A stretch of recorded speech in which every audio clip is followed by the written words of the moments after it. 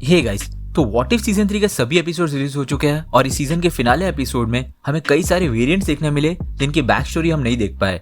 और इन वेरिएंट्स में से सबसे इंटरेस्टिंग वेरिएंट था थानोस का, जिसके पास वुल्वरिन के पावर्स थे और वो वेपन एक्स प्रोग्राम का हिस्सा था।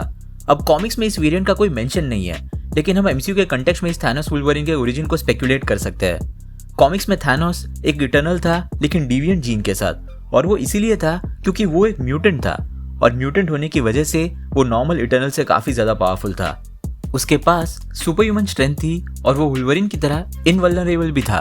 सो इन अ वे वो एक परफेक्ट कैंडिडेट बन जाता है वेपन एक्स प्रोग्राम के लिए, जो कॉमिक्स और इवन मूवीज में लोगन पर इम्प्लीमेंट किया गया था। वेपन एक्स दरअसल यूएस गवर्नमेंट का ही प्रोग्राम है सुपर सोल्जर्स क्रिएट करने के लिए। स्टीव रॉजर्स के सक्सेसफुल ट्रांसफॉर्मेशन के बाद डॉक्टर अर्स्किन, जिन्होंने स्टीव रॉजर्स के लिए सबसे पहला सुपर सोल्जर सीरम बनाया था, उनकी डेथ तुरंत ही एक्सपेरिमेंट के बाद ही हो जाती है। और तब से लेकर प्रेजेंट डे तक यूएस गवर्नमेंट अपने सुपर सोल्जर्स बनाने की कोशिश करती रही है। और वेपन एक्स, जहां एक्स बेसिकली रोमन न्यूमरल्स में नंबर 10 है, वो ये इंप्लाई करता है कि वेपन एक्स 10th इंस्टॉलमेंट था वेपन्स प्लस प्रोग्राम का यूएस गवर्नमेंट के अंडर, जहां यूएस गवर्नमेंट एडामेंटियम मेटल को यूज करती है सुपर सोल्जर्स बनाने के लिए।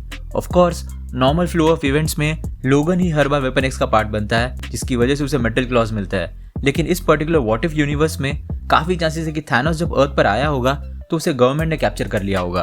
ऑफ कोर्स उसे डिफीट करना किसी के लिए भी आसान बात नहीं रही होगी। अगर हम एमसीयू की हिस्ट्री को देखें तो अब तक नोन इवेंट्स में थानोस सिर्फ एक ही बार अर्थ पर आया है, और वो था विजन के माइंड स्टोन को लेने के लिए। इनफैक्ट अगर हम व्हाट इफ सीजन 1 के 8th एपिसोड को भी देखें तो उस एपिसोड में भी थानोस विजन के पास अपना माइंड स्टोन लेने के लिए ही आया था। उसका और कोई पर्पस नहीं था अर्थ पर आने के लिए। यानी कि नॉन एमसीयू हिस्ट्री में ऐसे सिर्फ 2 इंस्टेंसेस हुए हैं जहां थानोस अर्थ पर सिर्फ एक ही बार आया था, और वो भी विजन से अपना माइंड स्टोन लेने के लिए। और इसी पर्टिकुलर मोमेंट पर ऐसा कुछ हुआ होगा जिसकी वजह से थानोस अर्थ नहीं छोड़ पाया होगा, और उसका जिंदा रहना और वेपन एक्स प्रोग्राम का हिस्सा बनना तभी पॉसिबल है अगर उसकी बॉडी इंटैक्ट रही होगी। लेकिन समहाउ वो स्नैप नहीं कर पाया होगा, वरना वो पोर्टल खोलकर अर्थ से एस्केप कर सकता था, जैसे इन्फिनिटी वॉर में हुआ। व्हाट इफ के एपिसोड में विजन या अल्ट्रॉन बेसिकली थानोस को 2 टुकड़े कर देता है। सो यहाँ कोई चांस नहीं है उसके बॉडी के जिंदा और इंटैक्ट रहने के। लेकिन एवेंजर्स इन्फिनिटी वॉर में एक ऐसा मोमेंट आता है जब सारे एवेंजर्स थानोस से हार जाते हैं, लेकिन थॉर एक सक्सेसफुल अटैक कर पाता है। ऑफ कोर्स हम सब जानते हैं कि थॉर का यह अटैक ही मिस्टेक थी, जिसकी वजह से थानोस स्नैप कर पाया था। लेकिन क्या होता अगर थॉर का स्टॉर्म ब्रेकर सीधा थानोस के इन्फिनिटी गॉन्टलेट वाले हाथ पर लगता?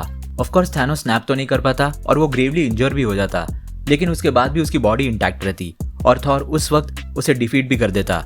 हो सकता है कि थॉर उसे ऑलमोस्ट खत्म करने की कोशिश करता सभी एसगार्डियंस और लोकी को मारने के लिए, लेकिन उस सिनारियो में कोई भी एवेंजर डेसिमेट नहीं हुआ था, तो कोई ना कोई एवेंजर्स की टीम से उसे रोक देता ऐसा करने से। अब थानोस जिंदा भी है और वो इतना मजबूत भी नहीं है कि अपने आप को डिफेंड कर सके, और यही से डैमेज कंट्रोल या राफ्ट जैसी ऑर्गेनाइजेशन उसे कंटेन करने के लिए एक्सट्रैक्ट कर लेती। शी हल्क में हमने देखा था कि अबॉमिनेशन को डैमेज कंट्रोल के सुपरमैक्स प्रिजन में कैद करके रखा गया था, और एमसीयू में डैमेज कंट्रोल टोनी स्टार्क और यूनाइटेड स्टेट्स गवर्नमेंट के बीच एक अफिलिएशन से बना था, और राफ्ट ऑर्गेनाइजेशन तो डायरेक्टली थैडियस रॉस के अंडर ही थी। यानी कि यहाँ भी यूएस गवर्नमेंट इन्वॉल्व रहती, और नो डाउट कई सालों से थैडियस रॉस यूएस गवर्नमेंट का हिस्सा रहा है, जो खुद अपने सुपर सोल्जर्स बनाने की कोशिश कर रहे यूएस मिलिट्री के लिए। ब्रूस बैनर का हल्क में बदल जाना और इवन अमिल ब्लॉन्स्की का अबॉमिनेशन में बदलना, दोनों ही इवेंट्स थैडियस रॉस के अंडर जो प्रोग्राम्स थे उन्हीं की वजह से हुई है। और अब जबकि एक एलियन म्यूटेंट जो कि एक इटर्नल भी है, वो अगर यूएस गवर्नमेंट के पोजीशन में आता है तो डेफिनेटली वो एक परफेक्ट वेपन बन सकता है यूएस गवर्नमेंट की नजरों में। और जैसा कि हम जानते हैं captain America brave new world में एडामेंटियम डिस्कवर होने वाला है एमसीयू में, जो कि सेलेस्टियल टियामत से आएगा।